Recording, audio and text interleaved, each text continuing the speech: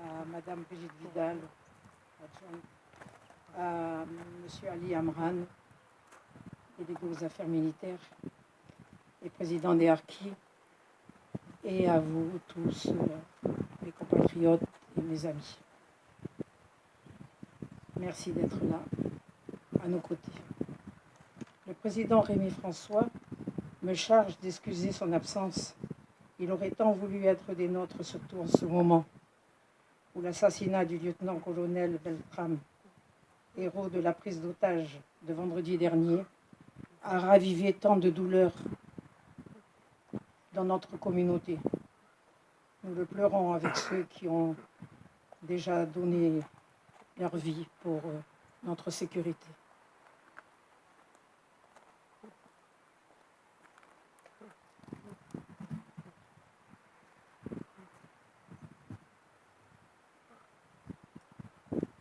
L'Enfanoma vous remercie d'être présent pour la cérémonie qu'elle organise depuis 1963 à la mémoire des Algérois assassinés rue d'Isly le 26 mars 1962.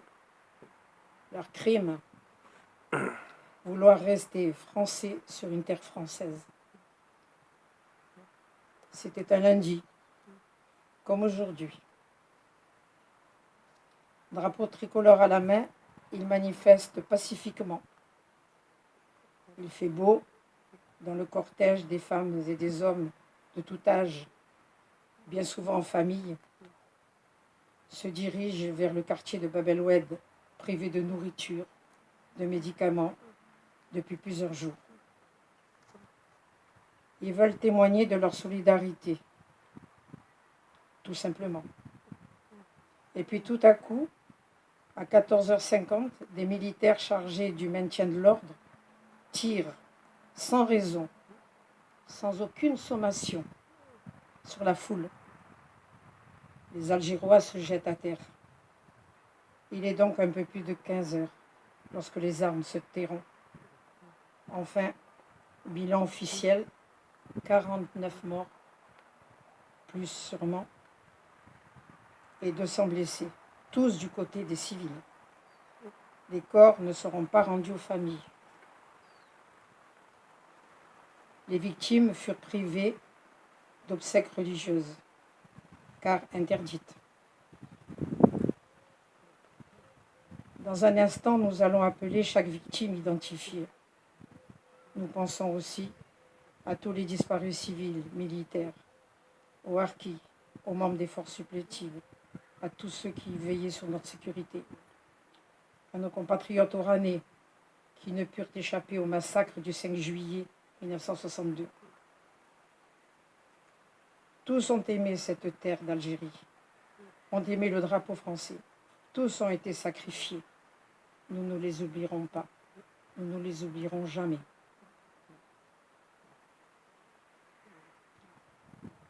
Madame Vidal va vous donner la liste, va lire la liste des victimes qui est inscrite sur les colonnes du quai Branly à Paris.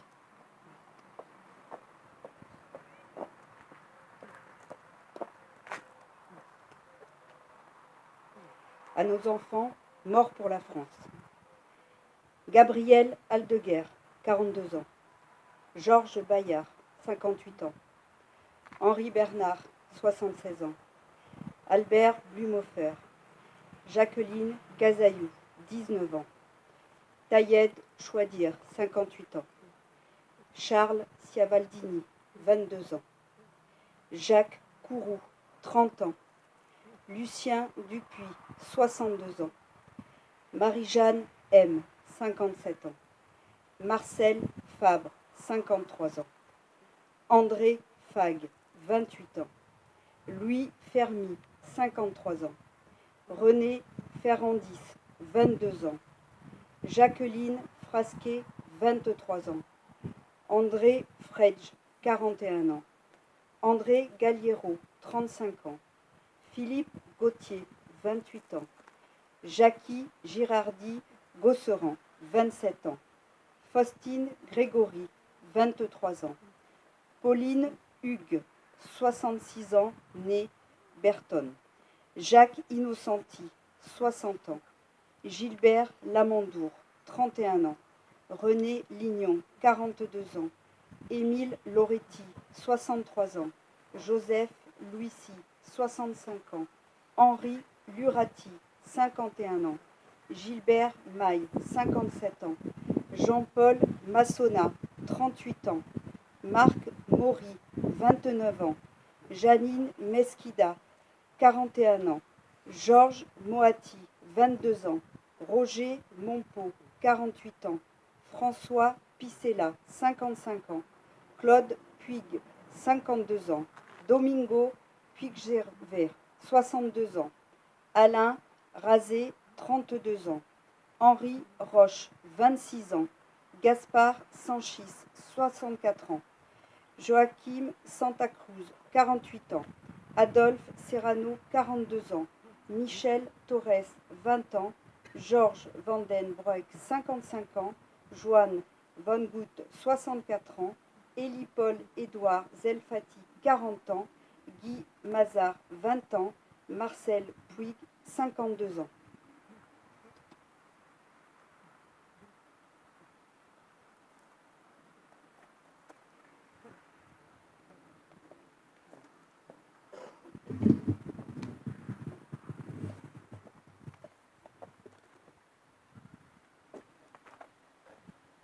Nous allons procéder au dépôt de germes. Je demande aux personnes en uniforme de bien vouloir se mettre au garde à vous.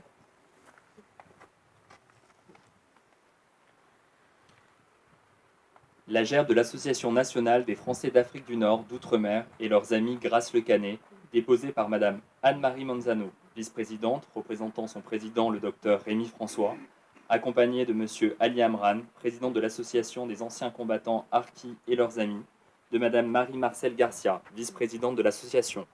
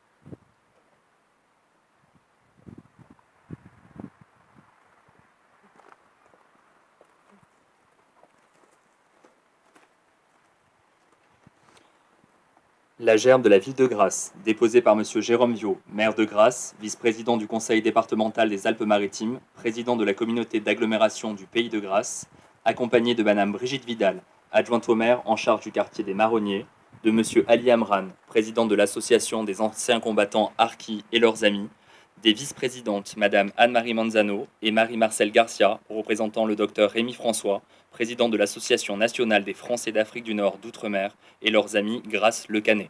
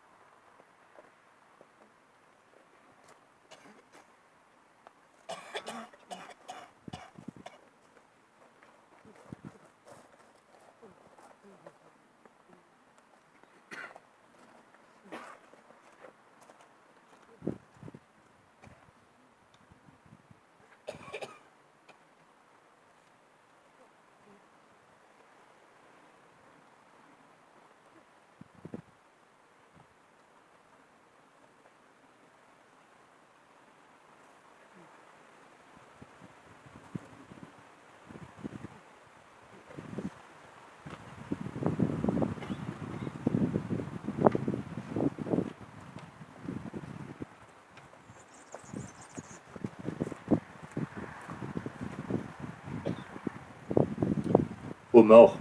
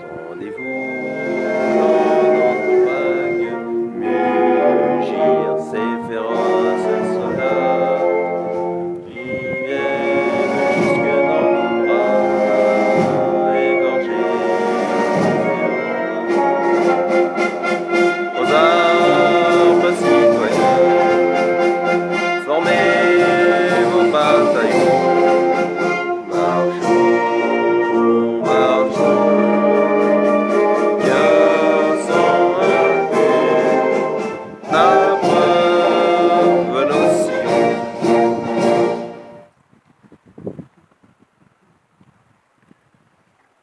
Repos. Je demande aux personnalités ayant participé au dépôt de gerbes, ainsi que le lieutenant Guénebé et le major Didier Rey, de bien vouloir venir saluer les porte-drapeaux.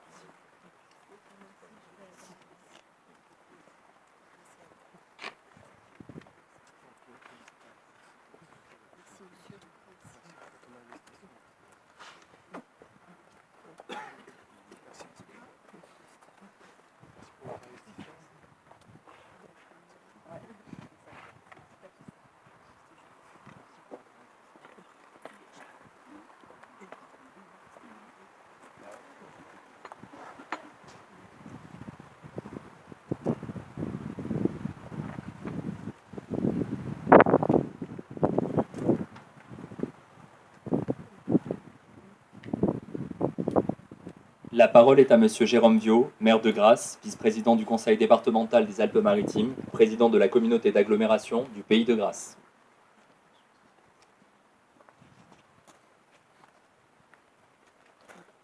Mesdames, Messieurs les élus du conseil municipal, Monsieur le représentant de notre gendarmerie, en vous adressant un message particulier aujourd'hui, une résonance particulière dans ce moment major. Merci de votre fidélité à la ville de Grasse, à l'histoire de la ville de Grasse. Et en retour, nous vous adressons la fidélité de la ville de Grasse en direction de notre gendarmerie. Mesdames, Messieurs les représentants des corps constitués, Monsieur le représentant du SDI 06, Monsieur le directeur de la police municipale, cher Hervé Chausson, Mesdames, Messieurs les présidents d'associations, Mesdames, Messieurs les porte-drapeaux, Mesdames, Messieurs, Monsieur le Président, cher Ali Amran, responsable aussi dans notre municipalité de cette question du devoir de mémoire que nous évoquions hier dans votre assemblée générale, où à vos côtés était présente Madame Manzano. Madame la vice-présidente, transmettez nos salutations respectueuses au docteur Rémi François, à qui j'ai pu parler il y a quelques jours de notre attachement et notre volonté de renforcer encore les liens avec la municipalité. Je dois partager avec vous les salutations respectueuses de notre député Michel Tabarot, avec qui j'ai passé une bonne partie de cette matinée en ce lundi matin, et avec Philippe Tabarot qui m'ont dit de vous transmettre leur amitié, leur respect, et qui m'ont demandé d'adresser un message aussi en leur nom. Aujourd'hui, cette cérémonie, pour nous, elle a beaucoup de sens. Ils étaient français, ils étaient installés plusieurs générations sur une terre dans laquelle ils avaient enfoncé profondément leurs racines. Une province française de l'autre côté de la Méditerranée qu'ils ont fait fructifier, qu'ils ont fait prospérer au prix d'un lourd travail, d'un lourd labeur, d'un travail acharné. Ils étaient français et ils voulaient le rester. Ils voulaient le rester sur cette terre qui les a vus naître, cette terre qui les a vus grandir et les a vus fonder une famille. Mais l'histoire en a décidé autrement en 1962. Aujourd'hui, 26 mars, nous sommes réunis devant ce monument, ce lieu de recueillement, où le souvenir douloureux de cette journée du 26 mars 1962 reste gravé, comme une cicatrice, dans notre mémoire historique. C'est une date qui incarne l'un des moments tragiques qui a divisé les Français. Un événement qui a déchiré la société française, parce que des Français sont tombés sous des balles françaises. Une manifestation qui se transforme en un bain de sang. 67 morts, dont Brigitte Vidal vient de dire chaque nom, chaque prénom, chaque âge des personnes tombées dans ce bain de sang. 200 blessés. C'est un drame resté longtemps sous silence. C'est un drame resté longtemps sous une chape de plomb. Un événement honteux qu'il fallait soi-disant oublier. Et vous savez, mesdames, messieurs, l'oubli n'a jamais rien guéri. L'oubli n'a jamais guéri les blessures infligées par l'histoire. Ces blessures, elles restent latentes. Elles ressurgissent à chaque événement douloureux et je pense aux terribles attentats qui ont ensanglanté notre pays il y a quelques jours encore, qui font ressurgir ces moments. Ces attentats, ils ont réveillé le cauchemar que certains ont vécu de l'autre côté de la Méditerranée. Vendredi dernier, à nouveau, un attentat dans l'Aude a endeuillé la France avec la mort du lieutenant-colonel Arnaud Beltrame. Les blessures sont restées vives chez tous ceux qui ont perdu des proches, ceux qui sont restés meurtris dans leur chair et dans leurs pensées, ceux qui ont dû abandonner la terre natale et la terre de leurs racines. Non, l'oubli n'a jamais pu guérir une plaie fragilisée par l'incompréhension. L'apaisement ne peut s'établir que sur le respect des mémoires et de la vérité. Et on ne peut pas reconstruire sur une unité mémorielle sur l'oubli ou sur la négation. C'est pour cela que la ville de Grasse tient et tiendra toujours à commémorer cette journée afin de se souvenir. Et ce drame n'a pas été le seul après le cessez-le-feu et après la signature des accords d'Évian 1962, massacre qui a fait plus de 700 morts et disparus chez les Européens, et combien chez les musulmans, nul ne le sait. Une page de 132 ans, une page de 132 années de présence française s'est tournée en 1962. Une page douloureuse de l'histoire de notre pays. Une page remplie de souvenirs, de vie, de souffrances, de morts, comme on est composé dans notre grand livre de l'histoire nationale. Aussi, chers amis, si nous commémorons cette tragique journée, c'est pour que la mémoire serve de support à l'histoire. Cette commémoration est placée sous le signe du respect de la mémoire, comme sous le signe du respect de l'histoire. Elle est de notre devoir de ne pas oublier, afin de tirer de notre passé les leçons nécessaires pour appréhender le présent. Et nous évoquions hier, à l'Assemblée générale d'Ali Amran, que si nous ne prenions pas ces leçons, nous sommes condamnés à revivre une histoire. Aussi, nous devons être vigilants. Vigilants pour faire respecter les droits de l'homme, pour lutter contre les extrémismes qui sont toujours tapis dans l'ombre, tapis dans le repli d'une société, pour essayer de déstabiliser. Et l'actualité est bel et bien là pour le rappeler. C'est en se souvenant que nous honorons tous ceux qui ont servi la France, tous ceux qui ont écrit une page de l'histoire de la France avec leur sang. Et c'est ce que nous venons de faire ici, ensemble. C'est ainsi que nous pouvons défendre nos valeurs républicaines et transmettre aux jeunes générations suivantes, afin que notre mémoire et que notre histoire ne tombent pas et ne tombent jamais dans l'oubli.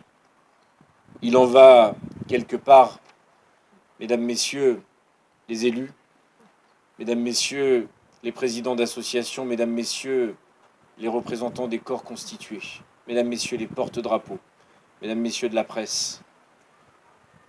Il en va de la survie de notre démocratie. Vive Grasse, vive la Provence et vive la France.